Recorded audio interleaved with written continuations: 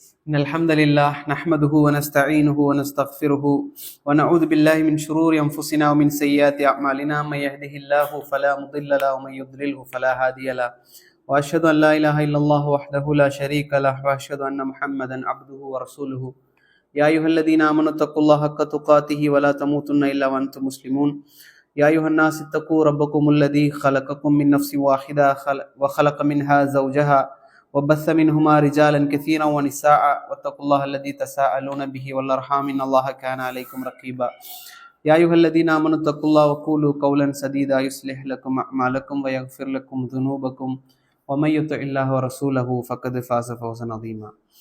எல்லா புகழும் அகிலங்கள் அனைத்திற்கும் ஏகரைவனாகிய தூணின்றி வான் படைத்த அல்லாஹ் ரப்புல் ஆலமீன் ஒருவனுக்கு உரித்தானதாகும்.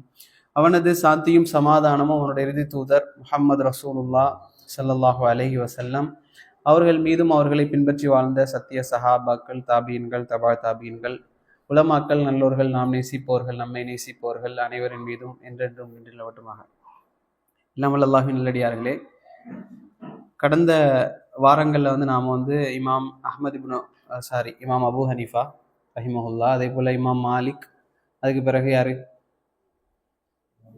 இமாம் ஷாஃபி ரஹிமஹுல்லா, ஈசா அலைஹிஸ்ஸலாம் இடையில பார்த்தோம், தேவை ஏற்பட்டதுனால. இப்போ கடைசியாக 4வது இமாமாக இமாம் அஹ்மது இப்னு ஹம்பல் ரஹிமஹுல்லா அவர்களை பற்றி. இமாம் அஹ்மது இப்னு ஹம்பல் ரஹிமஹுல்லா அவர்களுடைய பேரை பொறுத்த வரைக்கும் அஹ்மது தான். நம்ம பார்த்தோம். இமாம் அபு ஹனீஃபாவுடைய பேர் யாருக்கா ஞாபகம் இருக்கா? நுமான் இப்னு சாபித். இமாம் அபு ஹனீஃபா ரஹிமஹுல்லாவுடைய பேர். இமாம் மாலிக்குடைய பேர் மாலிக் தான். மாலிக் இப்னு அனஸ் இப்னு மாலிக். மாலிக் இப்னு அனஸ் இப்னு மாலிக். இமாம் ஷாஃபியுடைய பேரு முகமது இப்னு இத்ரீஸ், பாப்பா பேர் இத்ரீஸ். இமாம் புகாரியோட பேரு முகமது இப்னு இஸ்மாயில், முகமது தான். இமாம் புகாரியுடைய பேரும் முகமது தான், இமாம் ஷாஃபியுடைய பேரும் முகமது தான். முகமது இப்னு இத்ரீஸ் இமாம் ஷாஃபியோடைய பேரு, முகமது இப்னு இஸ்மாயில் இமாம் புகாரியோட பேர். சரி, இப்போ இமாம் அஹ்மதுடைய பேர் அஹ்மது இப்னு முஹம்மத் இப்னு ஹம்பல். நம்ம சொல்லுவோம் அஹ்மது இப்னு ஹம்பல்னு சொல்லுவோம்.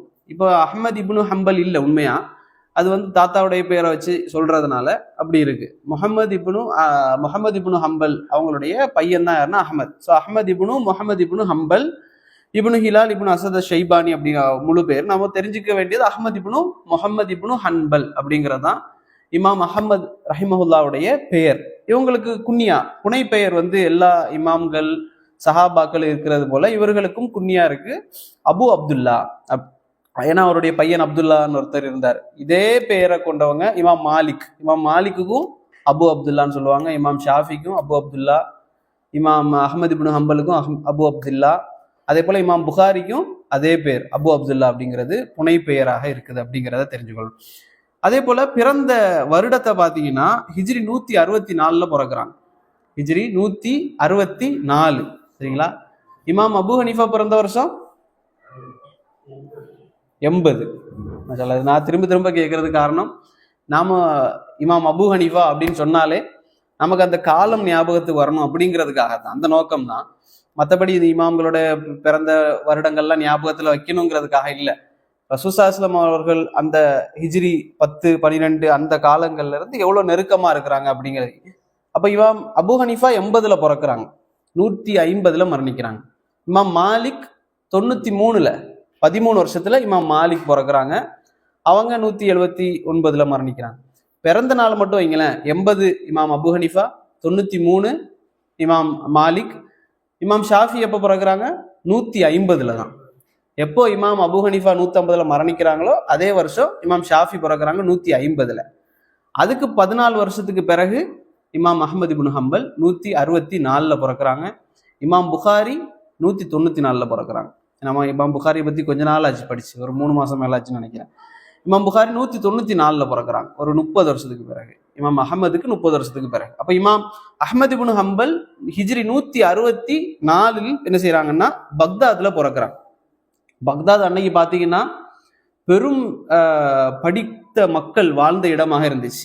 பெரிய பெரிய லைப்ரரிகள், புத்தக நூலகங்கள், அறிஞர்கள் எல்லாம் நிறைந்திருந்த இடம். எப்படி மக்காவும் மதீனாவும் அன்றைக்கு செழிப்பாக இருந்துச்சோ அறிஞர்களால. அதே போல பக்தாதும் என்ன செஞ்சது அப்படின்னா பெரும் செல்வந்தர்கள், அதாவது படிப்புல பெரிய அறிவாளிகள் எல்லாம் நிறைந்த ஒரு இடமாக பக்தாத் வந்து அன்றைக்கு இருந்துச்சு. அந்த பக்தாதுல தான் இமாம் அஹ்மது இப்னு ஹன்பல் ரஹிமஹுல்லா வந்து என்ன செய்யறாங்கன்னா பிறக்கிறாங்க. அப்பாசிய ஆட்சி காலத்துல தான், அப்பாசியர்களுடைய ஆட்சி காலத்துல தான் இமாம் அவர்களும் பிறக்கிறாங்க. இமாம் அஹ்மது இப்னு ஹம்பல் ரஹிமஹுல்லா அவர்கள் பிறந்து ஒரு 3 வயது இருக்கக்கூடிய நேரத்துல இமாமுடைய தந்தை வந்து என்ன செஞ்சாங்கன்னா மௌத்தாயிடுறாங்க. நம்ம பார்ப்போம், எல்லா இமாம்களும் பெரும் பெரும் இமாம்கள், இமாம் புகாரி, இமாம் இப்னு தைமியா, இமாம் இப்னு ஹஜர் அல் அஸ்கலானி, அதே போல இமாம் ஷாஃபி, இவர்கள் எல்லாம் வளர்த்தது யாருன்னா தாய் தான். வாப்பா சின்ன வயசுலேயே மௌத்தாயிருவாங்க. அதுக்கு பிறகு உம்மா தான் என்ன செய்வாங்கன்னா இந்த பிள்ளைங்களை எல்லாம் வளர்த்தது. அதுல ஒருத்தர் தான் யார், இமாம் அஹமது. அப்படித்தான் 3 வயசுல என்ன செஞ்சுட்டாங்கன்னா வாப்பா என்ன செஞ்சுட்டாங்கன்னா மௌத்தாயிட்டாங்க. அப்போ 3 வயதுக்கு பிறகு தாய் தான் என்ன செய்யறாங்கன்னா அந்த பிள்ளையை வந்து வளர்க்குறாங்க. சில நேரங்கள்ல சொல்லுவாங்க, இமாம் அஹமது என்ன செய்வாங்கன்னா தங்களுடைய அந்த கல்விக்கான தாகத்தினால வீட்டை விட்டு அடிக்கடி பள்ளிவாசல், அதே போல அந்த மദ്രസാக்கள், மக்தப்னு சொல்லுவாங்க, அதுக்கெல்லாம் போய் படிக்க ஆரம்பிச்சிட்டாங்க.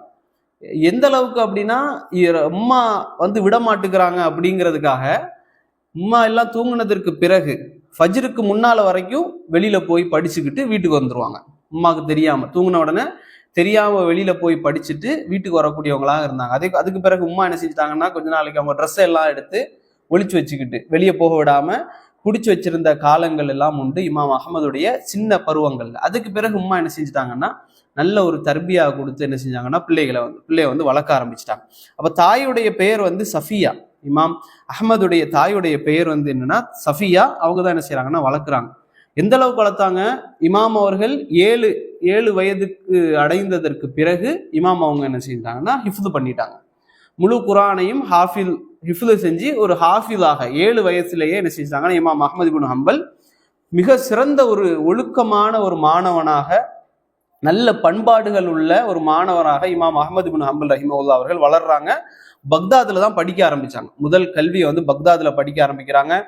அதுக்கு பிறகு அவங்க பயணிச்ச இடங்களை பார்த்தீங்கன்னா கூஃபா, பசரா, மக்கா, மதீனா, ஷாம், யமன் போன்ற எல்லா இடங்கள், ஜசீரத்துல் அரப் போன்ற எல்லா இடங்களுக்கும் இமாம் அஹ்மது இப்னு ஹம்பல் ரஹிமஹுல்லா அவங்க கல்விக்காக என்ன செஞ்சாங்கன்னா பயணிக்க ஆரம்பிச்சிட்டாங்க.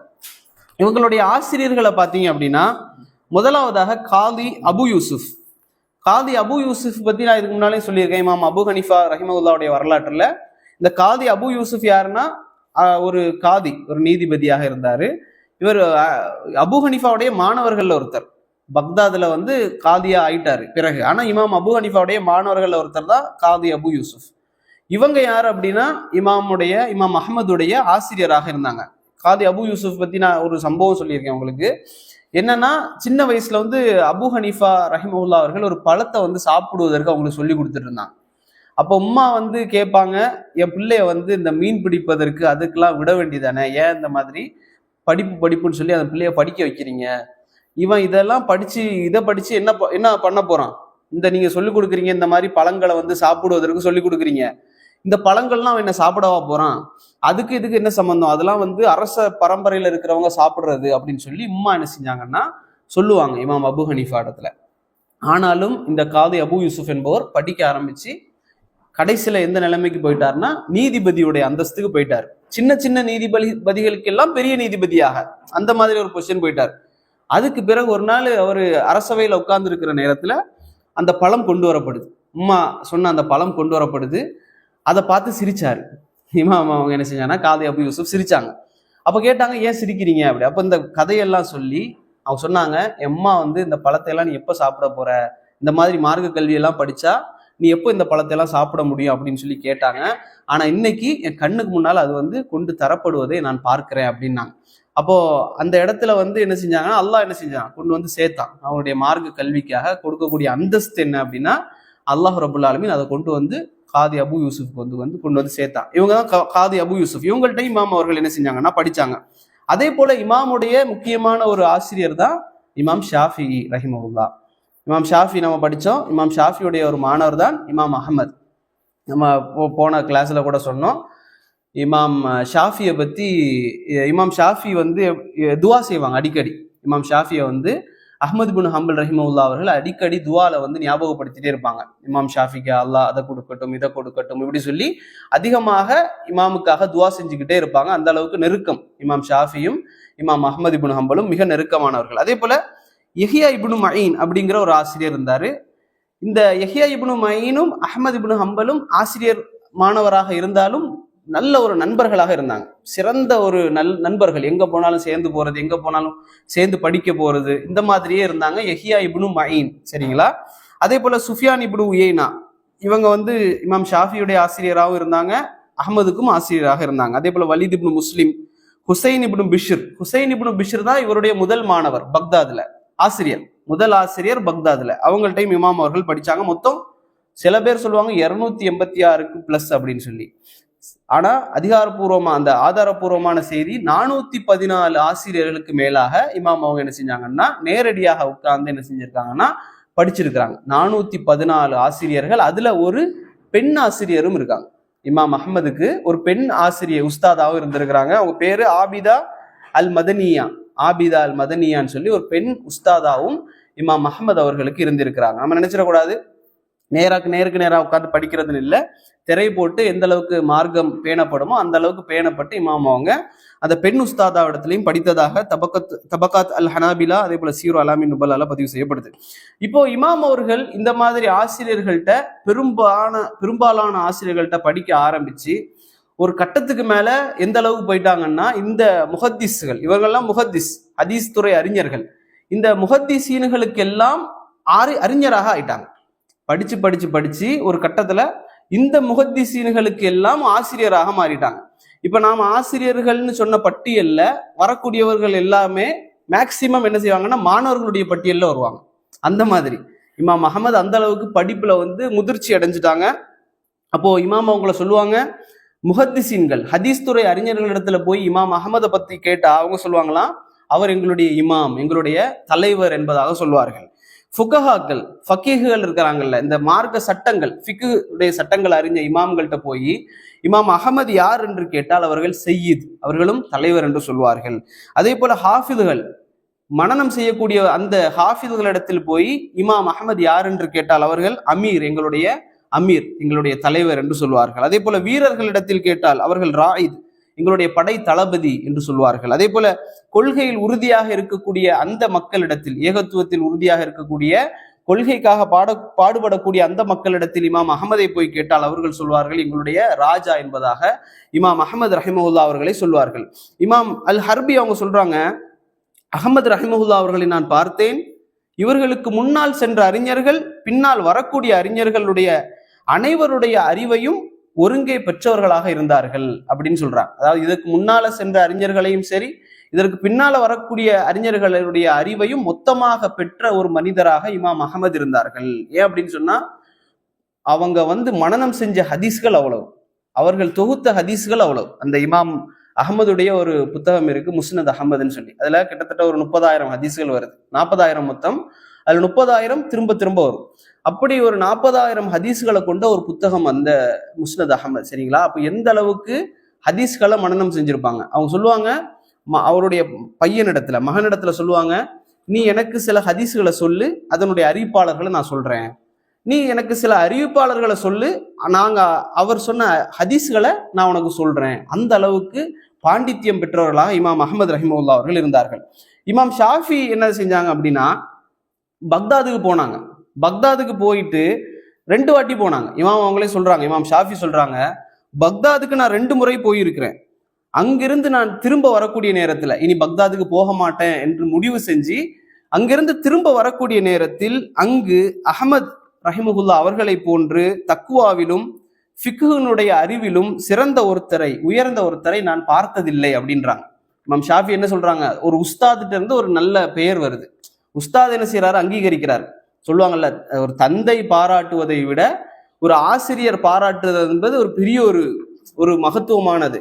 அப்ப இமாம் ஷாஃபி சொல்றாங்க, நான் பக்தாதை விட்டு நான் போறேன், தக்குவாலையும் ஃபிக்ஹுகளையும் ஒரு ஆள் உங்களுக்கு வேணுமா, இவரை பிடிச்சுக்கோங்க, இமாம் அஹ்மதை நீங்க பிடிச்சுக்கோங்க என்று சொல்லி இமாம் ஷாஃபி ரஹிமஹுல்லா அவர்கள் என்ன செய்யறாங்க அப்படின்னு சொன்னா ஒரு சர்டிபிகேட் கொடுக்குறாங்க. அதே போல இமாமுடைய ஒரு ஆசிரியர் அலி இப்னு மதினி கேள்விப்பட்டிருக்கீங்களா? முன்னால் நிறைய வாட்டி சொல்லியிருக்கிறேன். அலி இப்னு மதனி யாருன்னா இமாம் புகாரியுடைய ஆசிரியர். சரிங்களா? இமாம் புகாரியுடைய ஆசிரியர். இமாம் புகாரி தெரியும்ல எல்லாருக்கும்? இமாம் புகாரி தெரியும். இமாம் புகாரி எவ்வளவு பெரிய ஆளு, பெரிய ஒரு ஆள். குரானுக்கு அடுத்தபடியாக புகாரி, சஹீல் புகாரின்னு சொல்லக்கூடிய அளவுக்கு பெரிய ஒரு இமாம். அந்த இமாம் புகாரி என்ன சொல்லுவாங்க அப்படின்னா, நான் அலி இப்னு மதனியை பார்த்தேன் அப்படின்னா நான் சின்ன குழந்தை மாதிரி மாறிடுவேன் அப்படின்றாங்க. நான் அறிவுல நான் இமாம் அலி இப்னு மதனியை பார்த்தேன்னா நான் சின்ன பிள்ளை மாதிரி என்ன நான் உணர்வேன். ஏன்னா அந்த அளவுக்கு அலி இப்னு மதனியுடைய அறிவு இருந்துச்சு அப்படின்னு சொல்லி புகாரி சொல்லுவாங்க. அந்த அலி இப்னு மதனி சொல்றாங்க, இன்னல்லாஹ அஸ்ஸல் இஸ்லாம் ரஜுலைன், அல்லாஹ் 2 பேரை கொண்டு இந்த மார்க்கத்தை என்ன செஞ்சான், கண்ணியப்படுத்தினான், பாதுகாத்தான் அப்படின்னு சொல்றாங்க. 2 பேரை கொண்டு பாதுகாத்தான். ஒன்று யாரு அப்படின்னா அபூபக்கர் ரலியல்லாஹு அன்ஹு அவர்கள், இன்னொன்று அஹமது அப்படின்னு சொல்றாங்க, அஹமது இப்னு ஹம்பல். ஏன் அப்படின்னா, ஒன்று அபூபக்கர் ரலியல்லாஹு அன்ஹு அவர்கள் ரசூல் ஸல்லல்லாஹு அலைஹி வஸல்லம் அவர்கள் மரணித்ததோடு நிறைய ஃபித்னாக்கள் வந்துச்சு. அதுல ஒரு ஃபித்னா, ஒருத்தங்க என்ன செய்யறாங்க அப்படின்னு சொன்னா முர்ததா போயிடறாங்க, இஸ்லாத்தை விட்டு என்ன செய்யறாங்கன்னா வெளியேறாங்க. இன்னொருத்தங்க என்ன செய்யறாங்க, ஜக்காத்து கொடுக்க மாட்டேன் அப்படின்னு சொல்லி ஒரு குரூப் என்ன செய்யுது, அப்படியே பிரியுது. மூன்றாவது நிறைய பொய் நபிகள் உருவாகிறாங்க, நானும் நபி தான் அப்படின்னு சொல்லி பொய் நபிகள். இந்த 3 பேரையும் சேர்த்து எல்லாரும் நினைச்சாங்க உமர் தான் கடுமையானவர், அபூபக்கர் ரொம்ப சாஃப்ட், அப்படிதான் உண்மையாவே. ஆனா ஆட்சிக்கு வந்ததற்கு பிறகு அபூபக்கர் யார் என்பதை அவங்க பார்த்தாங்க. அபூபக்கர் எந்த அளவுக்கு நிர்வாக திறமை உள்ளவர் அப்படிங்கிறத பார்த்தாங்க. உமர் என்ன ஆயிட்டாருன்னா ரொம்ப சாஃப்ட் ஆயிட்டார். ஆட்சிக்கு வந்ததற்கு பிறகு பயங்கர சாஃப்ட். ஆனா மார்க்கத்துல விட்டு கொடுப்பு அப்படி இல்லை, மார்க்கத்துல 2 பேருமே விட்டு கொடுப்பு இல்லை. ஆனா ரொம்ப சாஃப்டான குணமுடையவரா உமரானா. ஆனா அபூபக்கர் என்ன செஞ்சுட்டாங்கன்னா அந்த இடத்துல பயங்கர ஸ்ட்ரிக்டா இருந்தாங்க. போருக்கு நபி அவங்க மவுத்தாகிற நேரத்துல ஒரு படை போருக்கு போயிருந்துச்சு. அவங்க சொன்னாங்க நாங்க போகல, திரும்பி வந்துடும். அபூபக்கர் சொன்னார் போங்க, விடக்கூடாது அப்படின்னாங்க. அப்ப அந்த அளவுக்கு அபூபக்கர் என்ன செய்தார்னா இஸ்லாத்தை அந்த இடத்தில் தூக்கி நிப்பாட்டினார். அதே போல இமாம் அஹமது ரஹிமஹுல்லா அவர்களுடைய காலத்துல முஅ்தஸிலாக்கள் என்ற ஒரு கூட்டம் என்ன செஞ்சுன்னா பெரும் அளவுக்கு உருவெடுத்துச்சு. கிட்டத்தட்ட எல்லா அறிஞர்களுமே அரசுக்கு கட்டுப்படக்கூடிய அளவுக்கு அல்லது மௌனமாக இருக்கக்கூடிய அளவுக்கு போயிட்டாங்க. அந்த இடத்துல ஒரே தனி மனிதராக இருந்து இமாம் அஹமது ரஹிமஹுல்லா அவர்கள் மார்க்கத்தை காப்பாற்றினார்கள் என்று சொல்லி அலி இப்னு மதனி ரஹிமஹுல்லா அவர்கள் சொல்றாங்க. ஏன் அப்படின்னா, இமாம் அஹமதுடைய காலத்துல மஅமூன் அப்படின்னு சொல்லி ஒரு கலீஃபா இருந்தார். முதல்ல ஹாரூன் ரஷீத் அவர் அவருடைய முதல் பீரியட்ல ஹாரூன் ரஷீத் அப்படிங்கிற ஒரு கலீஃபா இருக்கிறாரு. அதற்கு பிறகு அமீன் அப்படிங்கிறவர் வராரு. அதற்கு பிறகு மஅமூன் அப்படிங்கிறவர் வராரு. மோத்தசீம் அப்படிங்கிறவர் வராரு. முத்தவக்கீல் எப்படி வர்றாங்க வைங்களேன். இதுல இமாம் அவர்களுடைய அந்த மஅமூன் அப்படிங்கிறவருடைய அந்த காலத்துல ஒரு பெரிய ஒரு பிரச்சனை உருவாகுது. என்ன பிரச்சனை அப்படின்னு சொன்னா, குர்ஆன் படைக்கப்பட்டதா இல்லையா அப்படிங்கிற ஒரு பிரச்சனை. இமாம் அஹமது ரஹிமஹுல்லாவுடைய காலத்துலதான் அந்த பிரச்சனை ஃபர்ஸ்ட் வருது. எப்போ ஹிஜ்ரி 198 அந்த காலகட்டங்கள்ல குர்ஆன் படைக்கப்பட்டதா இல்லையா அப்படிங்கிற ஒரு பிரச்சனை வருது. இந்த பிரச்சனைகளை நாம நினைப்போம் இது என்ன பெரிய பிரச்சனையா அப்படின்னு நினைப்போம், அதுதானே? குர்ஆன் படைக்கப்பட்டதா இல்லையா அப்படிங்கிறது என்ன பிரச்சனை? படைக்கப்பட்டதுன்னு சொன்னா என்ன பிரச்சனை? படைக்கப்படவில்லை என்று சொன்னா என்ன பிரச்சனை? அந்த காலகட்டத்துல பாத்தீங்கன்னா இந்த முஅ்தஸிலாக்கள் தான் இந்த சிந்தனையை கொண்டு வர்றது. முஅ்தஸிலாக்கள் அரசுக்கு ரொம்ப நெருக்கமா இருந்தாங்க. ஏன் அப்படின்னா தர்க்க ரீதியாக நிறைய வாதங்கள் எடுத்து வச்சாங்க. கேட்கறதுக்கு நல்லா இருக்கும். அரபுல ஒரு பழமொழி மாதிரி சொல்லுவாங்க, குல்லு ஜதீதுன் லதீதுன் அப்படிம்பாங்க. எல்லா புதுமையும் ஸ்வீட்டா இருக்கும் அப்படின்னாங்க. எல்லாம் எது புதுசா வருதோ அது ஸ்வீட்டா இருக்கும், அப்படித்தானே? கல்யாணத்துல அப்படித்தானே? எல்லா புதுமையும் இனிப்பானது அப்படின்னு சொல்லுவாங்க. இதே போல இந்த தர்க்க ரீதியாக புது புது கருத்துக்களை இஸ்லாத்துக்கு எடுத்து சொல்லக்கூடிய நேரத்துல இந்த முஅ்தஸிலாக்கள் எடுத்து சொல்றாங்க. அந்த அரசர்கள் எல்லாம் ஆமா மாஷா அல்லாஹ் இது நல்ல கருத்தாச்சு அப்படின்னு சொல்லி முஅ்தஸிலாக்கு முழுமையாக கட்டுப்படக்கூடியவர்களாக இருந்தார்கள். இன்றைக்கும் நிறைய குரூப்ஸை நீங்க பார்க்கலாம், புது புது கருத்துக்கள் எல்லாம் சொல்லுவாங்க. தஜ்ஜால்னா டிவி தான், அதுதான், இதுதான், யஜூஜ் மஜூஜ்னா இதுதான், இப்படிங்கிற மாதிரி எல்லாம் கேட்க சூப்பரா இருக்கே மாஷா அல்லாஹ், புதுசு புதுசா இருக்கே அப்படிங்கிற மாதிரி. ஆனா என்ன, முழுசா வழிகேடு. ஆனா இந்த முஅ்தஸிலாக்கள் என்ன சொன்னாங்க அப்படின்னு சொன்னா, குர்ஆன் படைக்கப்பட்டது அப்படின்னு சொன்னாங்க. நீங்க சொல்லுங்களேன், குர்ஆன் படைக்கப்பட்டதுன்னு சொன்னா என்ன பிரச்சனை? எல்லாரும் சொல்லுங்களேன் ஏதாவது ஒரு கருத்தை. குர்ஆன் படைக்கப்பட்டதுன்னு நம்ம சொன்னா என்ன பிரச்சனை? இமாம் அவங்க சொன்னாங்க நான் உயிரே போனாலும் சொல்ல மாட்டேன்னாங்க. என்ன காரணம் யோசிச்சு சொல்லுங்களேன். குர்ஆன் படைக்கப்பட்டது அப்படின்னு சொன்னா என்ன பிரச்சனை வரும்? கொள்கை ரீதியா என்ன பிரச்சனை? ஓகே, வஹீனால இறக்கப்பட்டது. ஓகே, அல்லாஹ் வந்து படைச்சு இறக்குனான்னு சொன்னா என்ன பிரச்சனை? நீ சொல்லுங்க.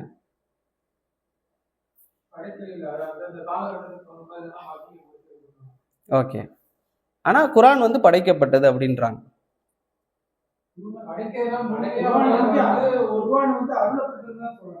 ஓகே, வார்த்தையில பில என்ன பிரச்சனை வரும்னு கேட்கிறேன். என்ன கொள்கை ரீதியா என்ன பிரச்சனை? ஓகே ஓகே ஒவ்வொரு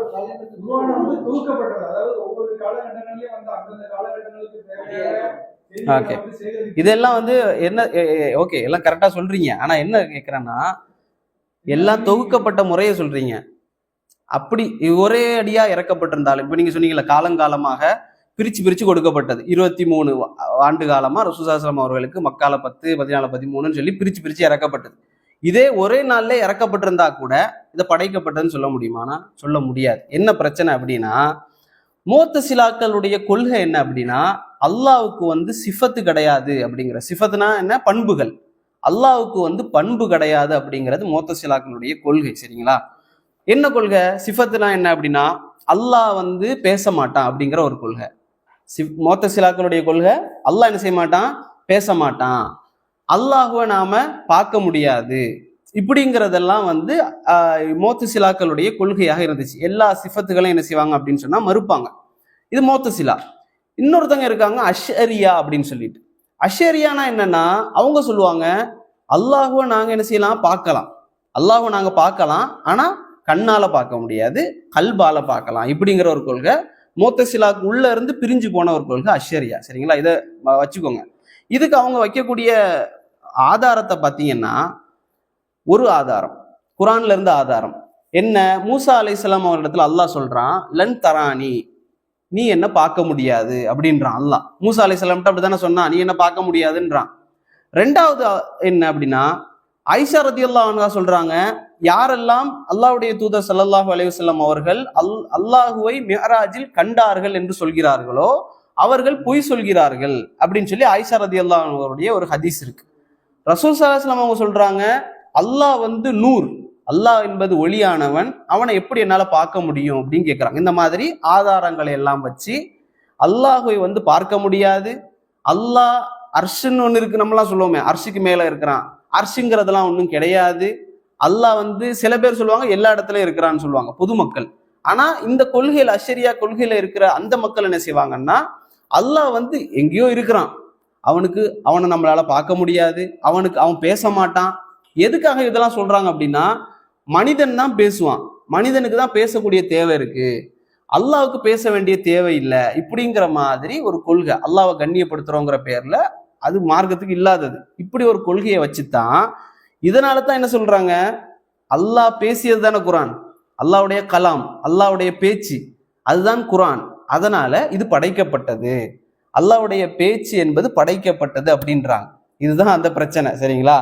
இன்னைக்கு நீங்க வந்து ஊர்கள்ல இருக்குல்ல, ஹனஃபி மதுஹப், ஷாஃபி மதுஹப்லாம் இருக்குல்ல, இந்த பள்ளிவாசலுக்கு இந்த அவங்களோட நீங்க போனீங்க அப்படின்னா, அவங்களுடைய மதுஹப் இருக்குல்ல, ஃபிக்ஹ், சட்ட ரீதியாக மட்டும்தான் ஷாஃபியுடைய மதுஹபை பின்பற்றுவாங்க, சட்ட ரீதியாக மட்டும்தான் அபு ஹனீஃபா ரஹிமஹுல்லாவுடைய அந்த சட்டத்தை பின்பற்றுவாங்க. அக்கீதா பாத்தீங்கன்னா அஷ்அரியா வந்து அவங்களுடைய அக்கீதா. ஏன் அப்படின்னு சொன்னா, இமாம் ஷாஃபி ரஹிமஹுல்லா சொல்றாங்க, அல்லாஹுவை புறக்கண்ணால் மனிதர்கள் பார்ப்பார்கள், எப்போ, மறுமை நாள்ல அல்லாஹுவை புறக்கண்ணால் அப்படின்னே சொல்றாங்க, அகக்கண்ணு கூட சொல்லல, அகக்கண்ணால் பார்ப்பது அப்படிங்கிறது அஷ்அரியாவுடைய கொள்கை.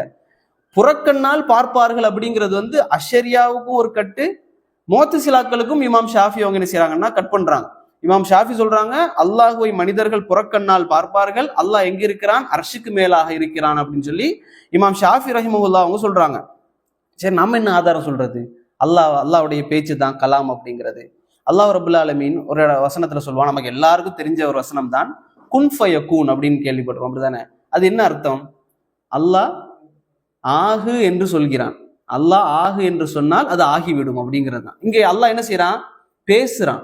ஆகு என்பது ஒரு பேச்சு, அல்லாஹ் என்ன செய்யறான்னா பேசுகிறான் அப்படிங்கிறது. இன்னொரு வசனத்தை பாத்தீங்கன்னா, உஜூஹு யௌமைதின் நாதிரா இலா ரப்பிஹா நாதிரா அப்படிங்கிற ஒரு வசனம் வரும். என்னன்னா, அந்த நாளில், அன்றைய நாளில், மறுமை நாள்ல வந்து சில முகங்கள் வெண்மையாக இருக்கும், அந்த முகங்கள் அல்லாஹ்வை பார்த்த வண்ணம் இருக்கும் அப்படின்னு சொல்லி குர்ஆன்ல வசனம் வரும், சூரா ரஹ்மான்லயும் வரும். அப்போ இந்த இடத்துல எல்லாம் அல்லாஹ் என்ன செய்யறான் அப்படின்னா தன்னை மனிதர்கள் பார்க்கலாம் என்கிறத சொல்றான். இன்னொரு ஹதீஸ்ல ரசூலுல்லாஹி ஸல்லல்லாஹு அலைஹி வஸல்லம் சொல்றாங்க, அல்லாஹ்வை மனிதர்கள் வந்து என்ன செய்வாங்க, முஃமின்கள் வந்து அல்லாஹ்வை காண்பார்கள். அப்போ ஒருத்தர் கேட்கிறாரு, ஒரு சஹாபி வந்து கேட்கிறாரு, யார் ரசூலுல்லாஹ் அன்றைக்கு வந்து நிறைய கூட்டம் இருக்குமே முஃமின்கள், அன்றைக்கு வந்து அல்லாஹ்வை வந்து பார்க்கக்கூடிய நேரத்துல எங்களுக்கு வந்து இந்த டிஸ்டர்பன்ஸ் வராதா அப்படின்னு கேட்கிறாங்க.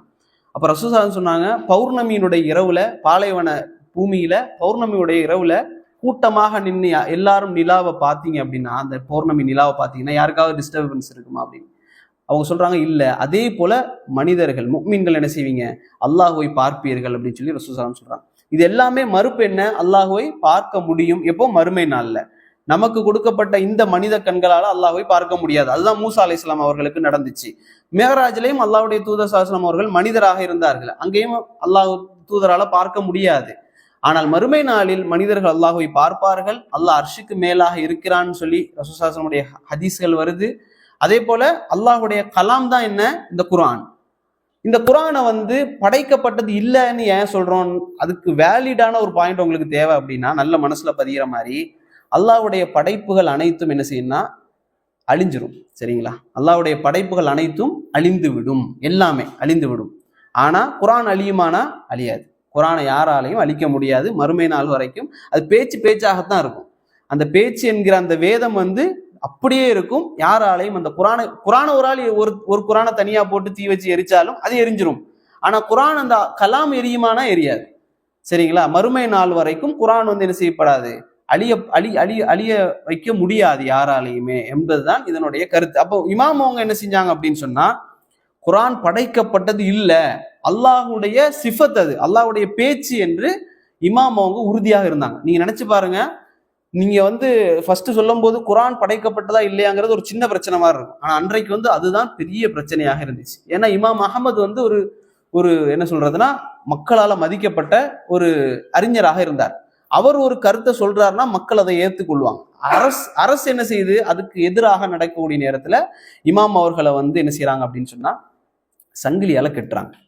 பெரியோர் இமாம் அஹமது ரஹிமஹுல்லா அவர்கள் பக்தாதுல இருந்து தர்சூஸ் என்று சொல்லக்கூடிய இடம் வரைக்கும் என்ன செய்யறாங்கன்னா சங்கிலியால கெட்டி இழுத்து செல்லப்பட்டார்கள் இமாம் அஹமது இப்னு ஹம்பல். அதுக்கு பிறகு முஹத்தசிம்னு ஒருத்தர் வராரு. அவருடைய காலத்துல இமாம் அவர்கள் ரொம்ப கஷ்டப்பட்டாங்க. எந்த அளவுக்கு அப்படின்னு சொன்னா, முஹத்தசிமுடைய காலத்துல இமாம் அஹமது ரஹிமஹுல்லா அவர்கள் சிறையில் அடைக்கப்பட்டாங்க, சாட்டையால அடிக்கப்பட்டாங்க.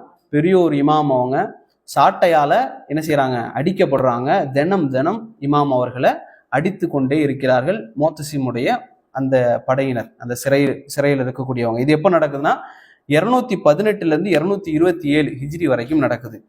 மூன்றாவதாக ஒருத்தன் வர்றாரு, அல் வாசிக்குன்னு சொல்லிட்டு.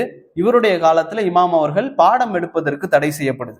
பாருங்களேன், ஒரே கொள்கைக்காக. அதுக்குதான் இமாம் அலி இப்னு மதனி சொன்னாங்கல்ல, அல்லாஹ் 2 பேரை கொண்டு இந்த மார்க்கத்தை பாதுகாத்தான் அப்படின்னு சொல்லி.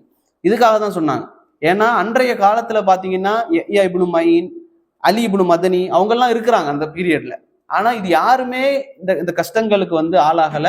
சில பேர் இந்த உண்மையை சொன்னாங்க, கொல்லப்பட்டாங்க. சில பேர் இந்த உண்மையை சொன்னாங்க, சாட்டையால அடிக்கப்பட்டாங்க.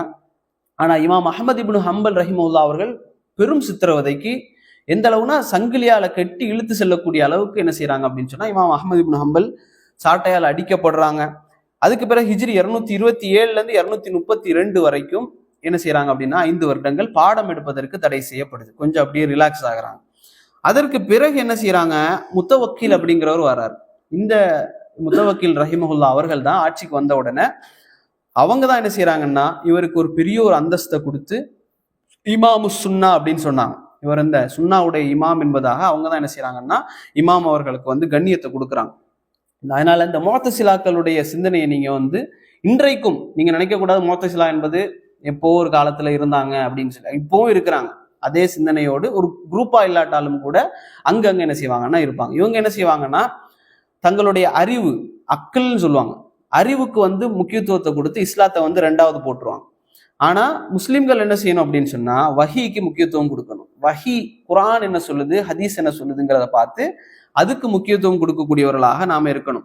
கடைசியில ஒரு சந்தர்ப்பத்துல என்ன ஆகுதுன்னு சொன்னா, இவங்களை வந்து சிறையில அடைக்கிறாங்க. சிறையில அடைச்சு போட்டிருக்கிற நேரத்துல அந்த அரசர் என்ன செய்யறாருன்னா ஒரு மோத்தசிலாவுடைய ஒரு அறிஞரை கூப்பிடுறாரு. அறிஞர்னா அவங்களுக்கு அறிஞர், இல்லைன்னா அவர் என்னதான் ஒரு முட்டாள். அப்போ மோத்தசிலாவுடைய அறிஞர் என்ன செய்யறாருன்னா வந்துட்டார், அந்த சபைக்கு வந்துட்டார். அப்போ கூப்பிடுறாங்க, அகமது எழுதிட்டு வாங்க. அகமது ரஹிமஹுல்லா அவர்கள் கொண்டு வரப்படுறாங்க விலங்கிடப்பட்ட நிலையில், கைகளில் விலங்கிடப்பட்ட நிலையில இமாம் அஹமது ரஹிமஹுல்லா அவர்கள் கொண்டு வரப்படுறாங்க. வந்த உடனே இமாம் அஹமது ரஹிமஹுல்லா அவர்கள் மன்னருக்கு என்ன செய்யறாங்கன்னா சலாம் சொல்றாங்க, பேசுறாங்க. இமாம் அவங்க பேசுறாங்க. அப்போ அவங்க கேட்குறாங்க, குரான் வந்து படைக்கப்பட்டதா மஹ்லூக் என்று நீ சொல்லு அப்படின்றாங்க. மஹ்லூக், ஹாலிக்னா படைத்தவன், மஹ்லூக்னா படைக்கப்பட்டது. அப்போ குரான் என்பது மஹ்லூக் என்பதை நீ ஏற்றுக்கொள்றியா அப்படின்னு கேட்குறாங்க. இமாம் சொல்றாங்க, இல்ல அது மஹ்லூக் அல்ல, அது அல்லாஹ்வுடைய சிஃபத், அது படைக்கப்பட்டது அல்ல அப்படின்னு சொல்றாங்க. அப்போ அவங்க கேட்குறாங்க, அதுக்கு என்ன உனக்கு ஆதாரம் இருக்கு அப்படின்னு கேட்டாங்க. அப்போ மூத்தசில அறிஞர் கேட்கிறாரு. அப்போ இமாம் அஹமது கேட்டாங்க, நான் உங்ககிட்ட ஒரு கேள்வி கேட்கிறேன், அதுக்கு பதில் சொல்லு அப்படின்னு. அப்போ இமாம் அவங்க கேட்டாங்க, குரான் வந்து படைக்கப்பட்டதா படைக்கப்பட்டது இல்லையா அப்படிங்கிறது வந்து நபிக்கு தெரியுமா தெரியாதா அப்படின்னு கேட்டாங்க. ரசூல் ஸல்லல்லாஹு அலைஹி வஸல்லம் அவர்களுக்கு இந்த விஷயம் தெரியுமா தெரியாதா அப்படின்னு கேட்டாங்க. அவர் யோசிச்சுட்டு அவர் சொன்னாரு, தெரியாது அப்படின்னாரு. தெரியாதுன்னு சொன்ன உடனே சபை எல்லாம் அப்படியே ஸ்டன் ஆயிருச்சு. அது எப்படி மார்க்கத்துல ஒரு விஷயம் ரசூலுக்கு தெரியாம இருக்கும் அப்படின்னு சொல்லி எப்படி பாக்குறாங்க. இதை உணர்ந்து டக்குன்னு அவர் என்ன செய்யறாரு, இல்ல இல்ல தெரியும், நபிக்கு இது படைக்கப்பட்டது என்பது தெரியும் அப்படின்னு சொல்லிட்டார். சொன்ன உடனே இமாம் அஹமது கேட்டாங்க, ரசூல் ஸல்லல்லாஹு அலைஹி வஸல்லம் அவர்களுக்கு தெரிந்திருந்த விஷயத்தை அவர்கள் என்றைக்காவது எங்கேயாவது சொல்லியிருக்கிறாங்களா, குரான் படைக்கப்பட்டது தான் எங்கேயாவது சொன்னாங்களா அப்படின்னு கேட்டார். ஏன்னா அன்றைக்கு இருந்த காலகட்டத்தில் சும்மா சொல்லிட முடியாது ரசூல் ஸல்லல்லாஹு அலைஹி வஸல்லம் அவங்க சொன்னாங்க அப்படின்னு சொல்லி. ஏன்னா அறிஞர்கள் எல்லாம் இருக்கிற இடம், ஹதீஸ்கள் யார் யார் ரிவாயத் செஞ்சாங்க எல்லாம் இருக்கிற இடம். அப்ப அவர் சொன்னாரு, இல்ல நபி அவங்க எங்கேயுமே இதை பத்தி பேசல அப்படின்னு. அப்போ இமாம் அஹமது கேட்டாங்க, ரசூல் ஸல்லல்லாஹு அலைஹி வஸல்லம் அவர்களுக்கு தெரிந்த ஒரு விஷயமாகவே இருக்கட்டுமே, அந்த தெரிந்த விஷயத்தை நபி அவர்களே பேசாமல் மௌனமாக இருந்த அந்த விஷயத்தை உன்னால ஏன் பேசாமல் மௌனமாக இருக்க முடியவில்லை அப்படின்னு கேட்டாங்க.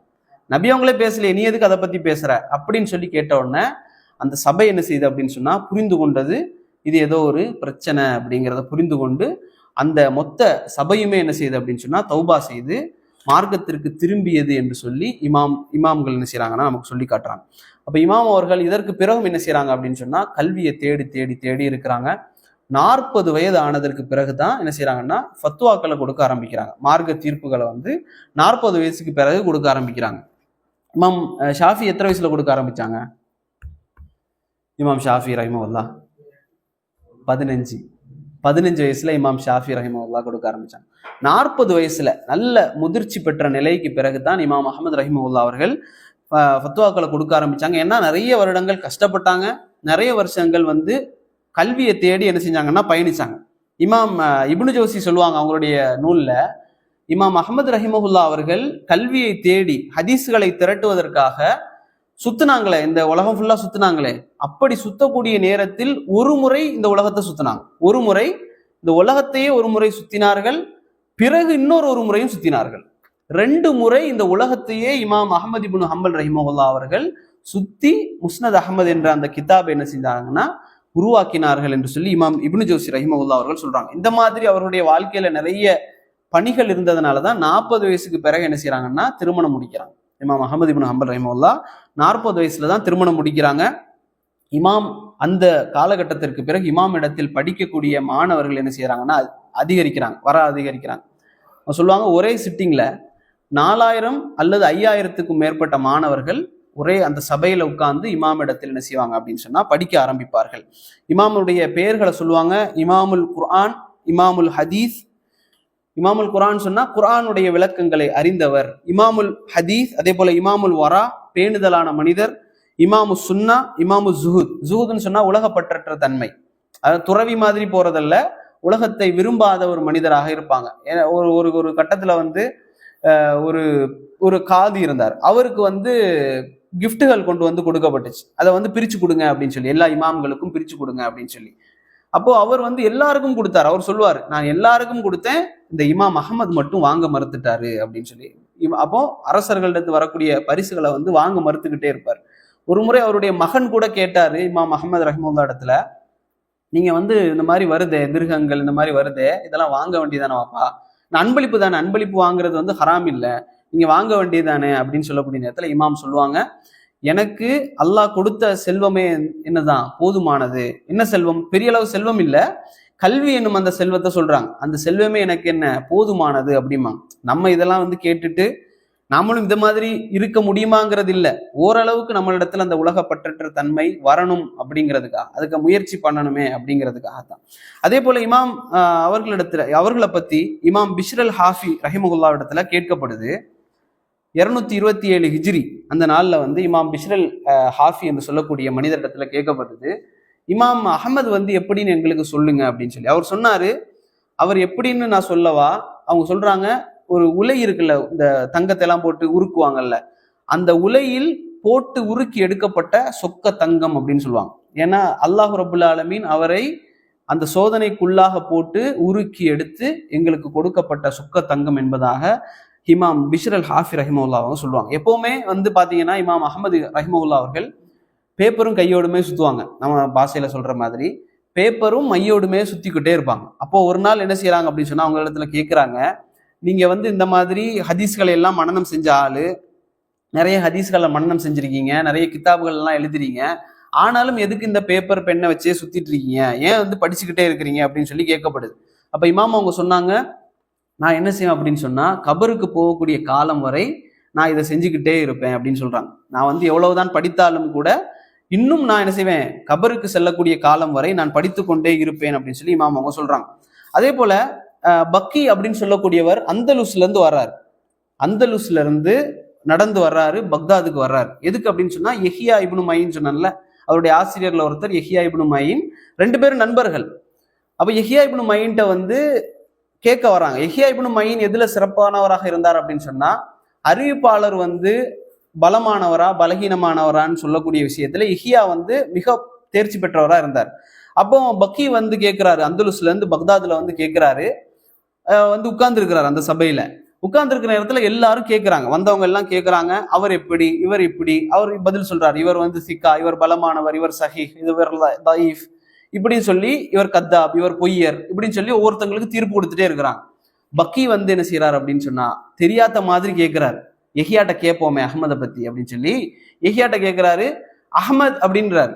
அந்த சபையில எல்லாரும் ஒரு பேர் சொல்லி கேட்கிறாங்க. இவர் கேட்கிறாரு, அஹ்மத் எப்படி அப்படின்னு கேட்கிறாரு. அவரு யஹ்யா சொன்னாரு, அந்த சங்கையானவரை பற்றியா என்னிடம் கேட்கிறாய் அப்படின்னு கேட்டார். யஹ்யா கேட்டாரு, அந்த சங்கையானவரை பற்றி என்னிடம் கேட்கிறாயா, என்னை பற்றி அவரிடத்துல போய் கேளு அப்படின்றார். இப்ப யஹ்யா இப்னு மயின் ரஹிமஹுல்லா அவர்கள் ஆசிரியராக இருந்தாலும் என்ன செஞ்சாங்க அப்படின்னு சொன்னா, அஹ்மது ரஹிமஹுல்லா இடத்துல அவங்க என்ன செஞ்சாங்கன்னா ஹதீஸ்களை படிச்சாங்க. இமாம் ஷாஃபி இருக்கிறாங்கல்ல, இமாம் ஷாஃபி ஃபிக்குகளை வந்து மிக தேர்ச்சி பெற்றவர். ஆனா இமாம் ஷாஃபி அஹ்மதுல சொல்லுவாங்க தன்னுடைய மாணவர் இடத்துல, அஹ்மதே, உங்களுக்கு ஹதீஸ்ல ஏதாவது பலமானதாக ஆயிருச்சு அப்படின்னு சொன்னா எங்களுக்கு தயவு செஞ்சு எங்களுக்கு அறிவிங்க அப்படிம்பாங்க. அந்த அளவுக்கு இமாம் அஹ்மது ரஹிமஹுல்லா அவர்கள் ஹதீஸ்ல வந்து தேர்ச்சி பெற்றவர்களா இருந்தாங்க.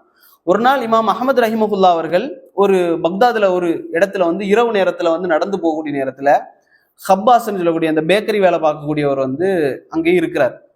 அப்ப இமாம் அவர்கள் வந்து அந்த இரவுல வந்து நடந்து போறாங்க. அப்போ ஒரு பள்ளிவாசல், அப்போ இரவுல வந்து அவர்களுக்கு இதுக்கு மேல நடக்க முடியாது. அப்படிங்கிறப்போ அந்த பள்ளிவாசல்ல ஓய்வு எடுக்கலாம்னு சொல்லி இமாம் அஹ்மது என்ன செய்யறாங்கன்னா, அந்த பள்ளிவாசலுக்கு உள்ள போய் என்ன செய்யறாங்கன்னா படுத்துட்டாங்க. படுத்து கிடக்கூடிய நேரத்தில் அந்த பள்ளிவாசலுடைய அந்த பொறுப்பாளர் என்ன செய்யறாருன்னா வந்து இமாம்கிட்ட சொன்னாரு, நீங்க என்ன செய்யுங்க, இங்க படுக்க கூடாது, இந்த பள்ளிவாசல்கள் எல்லாம் பூட்டுற மாதிரி இங்க யாரும் படுக்க கூடாது, வெளியே போங்க அப்படின்றாரு. அவருக்கு தெரியாது அகமதுனா யாருன்னெல்லாம் தெரியாது, அன்றைக்கு இன்னைக்கு இருக்கிற மாதிரி இல்லை. அப்போ அவர் வந்து வெளியே போங்க அப்படின்னாரு. அப்ப இமாம் அஹமது என்ன செஞ்சாங்க அப்படின்னு சொன்னா, அங்கிருந்து வராண்டால வந்து படுத்தாங்க வெளியில. அவர் என்ன செய்யறாருன்னா, இங்கேயும் படுக்க கூடாது, வெளியே போங்க. அப்போ பேச்சுவார்த்தை நடந்து நடந்து நடந்து கடைசியில இமாம் அஹமது ரஹிமவுல்லா அவர்களை காலை பிடிச்சி தரன்னு இழுத்து தெருவில் கொண்டு வந்து போட்டாங்க. அந்த பள்ளிவாசலுடைய பொறுப்பாளர் அவர் செஞ்சது தப்புன்னு இல்லை, அவர் அவருடைய கடமையை செய்யறாரு, ஆனா தெரியாது யாருன்னு. இப்ப அஹமது வந்து காலை தரன்னு இழுத்து ரோட்ல கொண்டு வந்து போட்டார். அப்போ இந்த ஹப்பாஸ், இந்த பேக்கரி வேலை செய்யக்கூடியவர், மாவு பிணைஞ்சு ரொட்டி செஞ்சு விற்கக்கூடியவர் என்ன செய்யறாருன்னா பாக்குறாரு. பார்த்துட்டு என்ன செய்யறாருன்னா, நல்ல முகமா இருக்குதே மாஷா அல்லான்னு சொல்லிட்டு அவரை கூப்பிட்டு, இன்னைக்கு எங்க வீட்டுல வந்து தூங்குங்க, இன்னைக்கு பிரச்சனை இல்லை, எங்க வீட்டுல வந்து தங்கிக்கோங்க, நாளைக்கு நீங்க என்ன செய்யுங்க, காலையில கிளம்பிக்கோங்க அப்படின்னு சொல்லி வீட்டுக்கு கூப்பிட்டு போறாரு. இப்போ இமாம் அஹமது ரஹிமவுல்லா அவர்களும் வீட்டுக்கு போறாங்க. வீட்டுக்கு போனா அவருடைய வேலை என்னன்னா, ராத்திரி ஃபுல்லா உட்காந்து மாவு பிசைவாரு, காலையில அதையெல்லாம் ரொட்டியாக ஆக்குற வேலை அவருடைய வேலை. அப்ப ராத்திரி முழுக்க முழுக்க முழுக்க இருந்து ஒவ்வொரு வாட்டியும் அந்த ரொட்டியோ அந்த மாவை வந்து பிசையக்கூடிய நேரத்துல சுப்ஹானல்லா அஸ்தக்ஃபிருல்லா சுப்ஹானல்லா அஸ்தக்ஃபிருல்லா இப்படி சொல்லிக்கிட்டே இருக்கிறார். இப்போ இமாம் அஹ்மத் அதை பார்க்குறாங்க, பார்த்துட்டு கேட்டாங்க, நீங்க இந்த மாதிரி அதிகமா அல்லாஹ் வந்து நினைவு கூறிக்கிட்டே இருக்கிறீங்களே, சுப்ஹானல்லா சொல்றீங்க, அஸ்தக்ஃபிருல்லா சொல்றீங்க, பாவ மன்னிப்பு கேட்குறீங்க, இதனால நீங்க என்ன என்ன பலன் அடைஞ்சீங்க அப்படின்னு கேட்குறாங்க. இப்போ இந்த மாதிரி இஸ்திக்ஃபார்லாம் செய்யக்கூடிய நேரத்தில் உங்களுக்கு என்ன பலன் கிடைச்சிது? அப்போ அவர் சொன்னாரு, நான் கேட்ட எல்லா துவாக்களையுமே அல்லாஹ் என்ன செஞ்சிருக்கான்னா இதன் மூலம் எனக்கு தந்திருக்கிறான், கபூல் ஆக்கியிருக்கிறான் அப்படின்னு சொல்லி அவர் சொன்னார். அப்போ இது ஒரு ஒரு நல்ல ஒரு எடுத்துக்காட்டு. நம்ம அந்த மாதிரி இருக்கக்கூடிய நேரத்துல நம்மளுடைய துவாக்களை வந்து அல்லாஹ் அங்கீகரிப்பான் என்பதாக. இப்போ அவர் அப்படி சொல்லக்கூடிய நேரத்துல அவர் சொன்னாரு, எல்லாமே கிடைச்சிருச்சா, நீங்க கேட்ட எல்லாமே கிடைச்சிருச்சா அப்படின்னு. அப்போ அவர் சொன்னாரு, ஆமா மாஷா அல்லாஹ், நான் இதுவரைக்கும் வாழ்க்கையில கேட்ட எல்லா துவாக்களுமே எனக்கு கிடைச்சிருக்கு, ஒரே ஒரு துவா மட்டும் இன்னும் நடக்கல அப்படின்னாரு.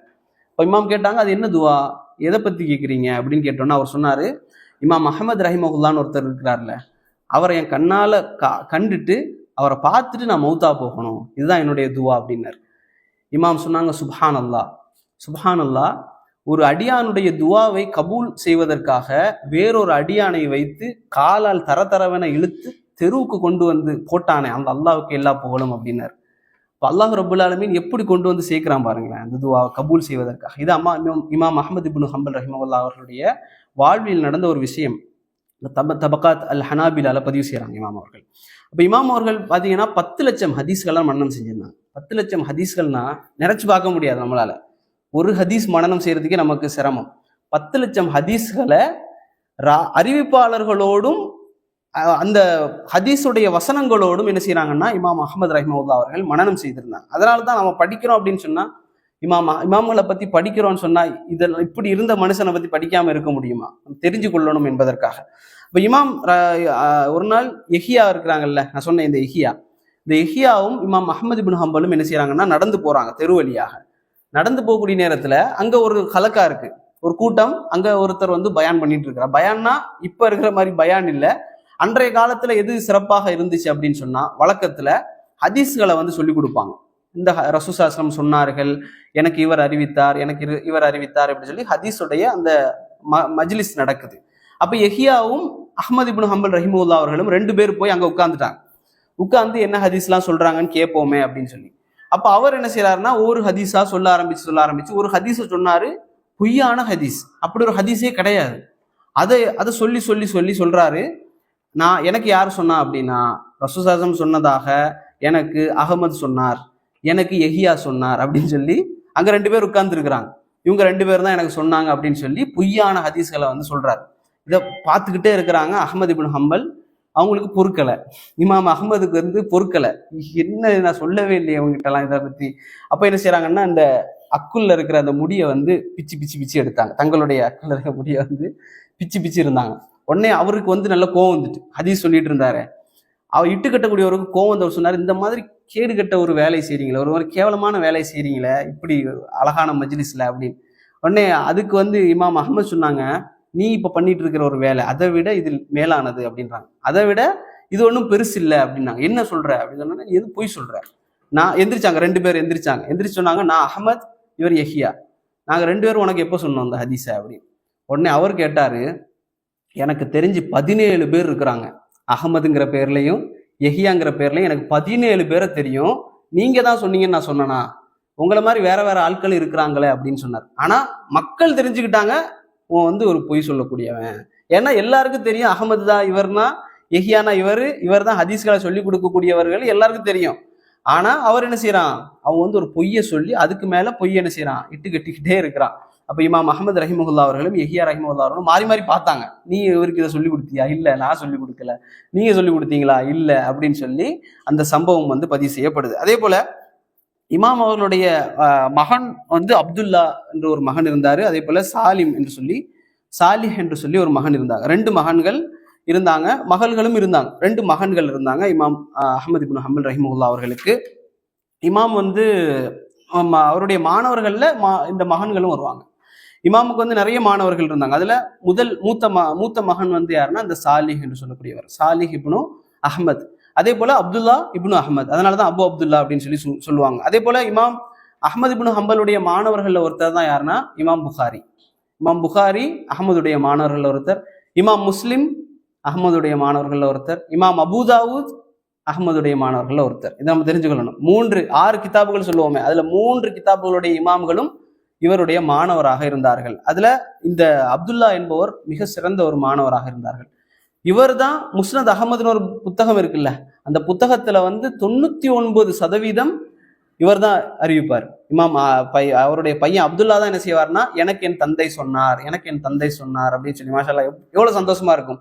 அப்படி இமாம் அப்துல்லா சொல்லுவாரு, அவருடைய பையன் சொல்லுவாரு, என்னுடைய வாப்பா எதை எழுதினாலும் நான் மனனம் செய்து கொள்வேன் அப்படின்னார். அந்த அளவுக்கு மகன் என்ன செய்யறாருன்னா, அவங்க என்ன செய்யறாங்கன்னா உருவாக்குனாங்க. இமாம் அஹ்மது இப்னு ஹம்பல் ரஹிமஹுல்லா அவர்களுடைய அடிப்படை வார்த்தை என்ன அப்படின்னா லா அதிரி. அவங்க சொல்லுவாங்க, அறிவு என்பது, இமாம் அகமது சொல்லுவாங்க, அறிவு என்பது என்ன தெரியுமா, இல்ம் என்பது என்ன தெரியுமா, குர்ஆன் சுன்னா லா அதிரி. லா அதிரினா தெரியும் தானே, எனக்கு தெரியாதுன்னு சொல்றது.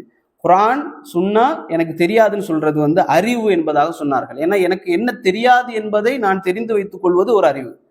நான் எனக்கு இதெல்லாம் தெரியாதுன்னா அதை பத்தி தலையிடாம இருக்கிறது நல்லது. ஏன்னா இமாம் அவர்கள் எதையெல்லாம் தெரியுமோ அதை பேசக்கூடியவர்களாக இருந்தார்கள்.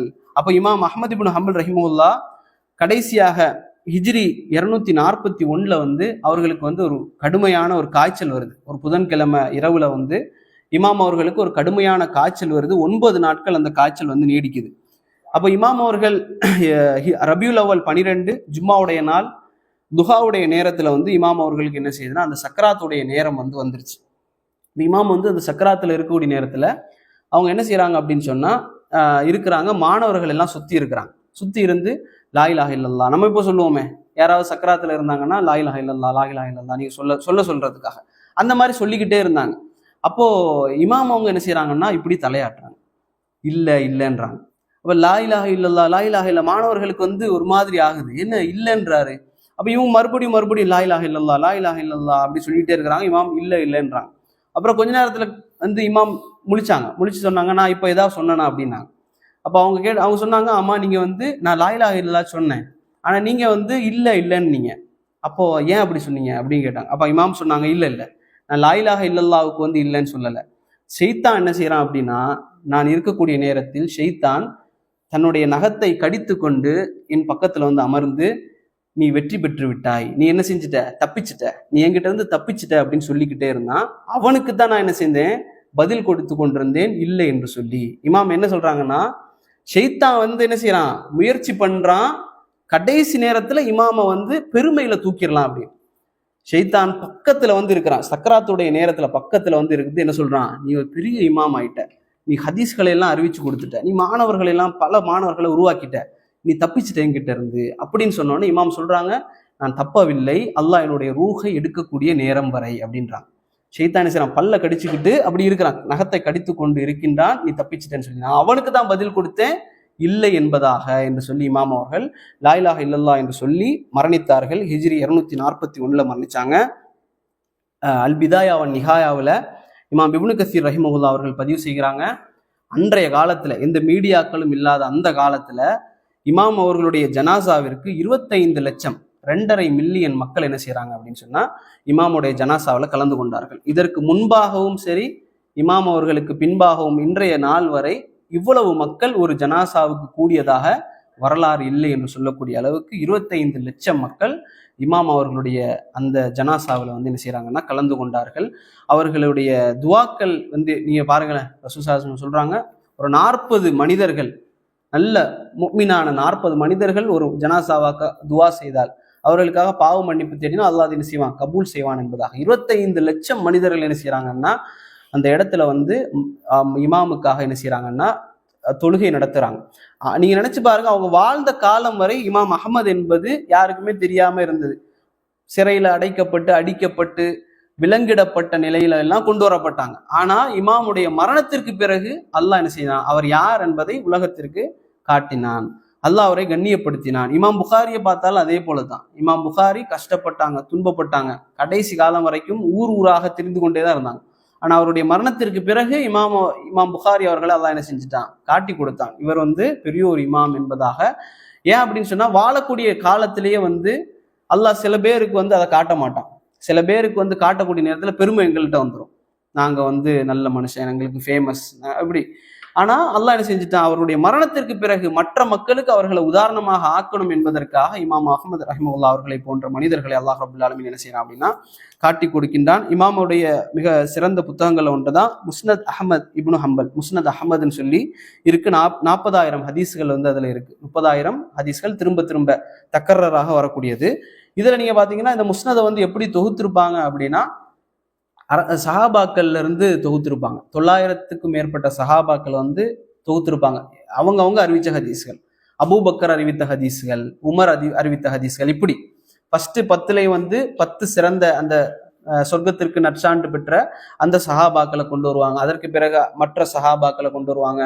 அதற்கு பிறகு தாபீன்கள், இப்படி என்ன செய்யறாங்கன்னா இமாம் அவர்கள் அந்த முஸ்னதை வந்து தொகுத்தார்கள் என்பதாக நாம் பார்க்கலாம். இன்றைக்கு வந்து இங்கிலீஷ்ல எல்லாம் வந்து அது கிடைக்குது. தமிழ்ல வந்து கிடைக்குதான்னு தெரியல, மொழிபெயர்க்க ஆரம்பிச்சாங்க, ஆனால் அது கிடைக்குதா அப்படிங்கிறது வந்து தெரியல. இதற்கு பிறகுதான் இமாமுடைய மரணத்திற்கு பிறகுதான் இமாம் புகாரி என்ன செய்யறாங்க அப்படின்னு சொன்னா இது எல்லாம் வந்து சஹீஹான ஹதீஸ்களை மட்டும் நாங்கள் என்ன செய்யணும், ஒன்று சேர்க்கணும் அப்படின்னு சொல்லி அவங்க ஒரு முயற்சி செஞ்சு என்ன செஞ்சாங்கன்னா அதை வந்து ஒன்று சேர்த்தாங்க. இப்போ நாம இதில் தெரிஞ்சு கொள்ளக்கூடிய விஷயம் என்ன அப்படின்னு சொன்னா, நாங்கள் படிக்கக்கூடிய நேரத்தில் இமாம் அஹமது தான் சிறந்தவர், அவருடைய மதுஹபை தான் நாங்கள் பின்பற்றுறோம், அதற்காக இல்லை ஹம்பலி மதுஹபை தான் நான் பின்பற்றுவேன் அப்படிங்கிறதுக்காகவோ, இமாம் ஷாஃபியை பற்றி பேசுனதுல ஷாஃபியை தான் நான் பின்பற்றுவேன் அப்படிங்கிறதுக்காகவோ அல்ல. ஆனா ஒன்று என்ன செய்யணும் அப்படின்னா, இந்த மதுஹபுகளை எல்லாத்துமே நம்ம வந்து குப்பை அப்படின்னு சொல்லி தூக்கி போட்டுறவும் கூடாது. இந்த இமாம்களுடைய வரலாறுகள் வந்து ரொம்ப முக்கியம். இந்த இமாம்கள் பட்ட கஷ்டங்கள், அவங்க பட்ட துன்பங்கள், துயரங்கள் எல்லாம் இந்த கல்வி எப்படியாவது கொண்டு வந்து சேர்த்துறணும் அப்படிங்கிற ஒரு நல்ல நீயத்துல அதுல சில பிழைகள் விட்டுருப்பாங்க. சில ஹதீஸ்களை சஹீஹ்பாங்க, சில ஹதீஸ்களை லைஃப்னு சொல்லியிருப்பாங்க. அது அல்லாஹ் அவர்களை புரிந்து கொள்வான். ஆனா இமாம்களுடைய வரலாறுகளை நம்ம படிச்சிருக்க நேரத்துலதான் அவங்கள்ட்ட இருந்து இந்த புத்தகம், இந்த சஹீஹ் புகாரி நாம் படிக்கிறோம்னா அந்த புத்தகம் எங்கிருந்து வந்துச்சு, அதனுடைய ஆசிரியர் யார், அவங்க ஆசிரியர் யார், எப்படியெல்லாம் கஷ்டப்பட்டாங்கன்னு தெரிஞ்சுக்கூடிய நேரத்துல இந்த இஸ்லாத்தினுடைய அந்த பூர்வீகம் அப்படிங்கிறது வந்து நமக்கு தெரியும். அதனுடைய பலம், இந்த ஹதீஸ்களுடைய பலம் என்பது நமக்கு தெரியும் என்பதற்காகத்தான் இந்த உரைகள் எல்லாம். இதுல நமக்கு சில படிப்பினைகள் இருக்கும். 4 பேருடைய வரலாறுகளை நீங்க பாருங்க இன்ஷா அல்லாஹ், திரும்ப கேளுங்க. ஏன்னா இமாம் அபு ஹனீஃபா ரஹிமஹுல்லாவுடைய வாழ்க்கையிலிருந்து சில படிப்பினைகள் எடுத்திருப்போம். ஷாஃபி, இமாம் மாலிக், இமாம் அஹ்மது இப்னு ஹம்பல், இப்படி அவருடைய லைஃப்பை வந்து திரும்ப திரும்ப நம்ம கேட்குற நேரத்துல அதுல இருந்து இவ்வளவு படிப்பினைகளை வந்து நாம் என்ன செய்யலாம், எடுத்து முயற்சி பண்ணலாம் நம்மளுடைய வாழ்க்கையில ஏதாவது மாற்றங்கள் ஏற்படுவதற்கு இன்ஷா அல்லாஹ். எதை கேட்டோமோ அதை பின்பற்றக்கூடிய மக்களாக அல்லாஹ் ரப்பல் ஆலமீன் நம் அனைவரையும் ஆக்கிடுவானாக. ஹாதா மாயிந்தி வலியில் முந்தல்லா வக்கூலு கோலி ஹாதா வஸ்தக்ஃபிருல்லாஹி வலக்கும். அஸ்ஸலாமு அலைக்கும் வரஹ்மத்துல்லாஹி வபரகாத்துஹு.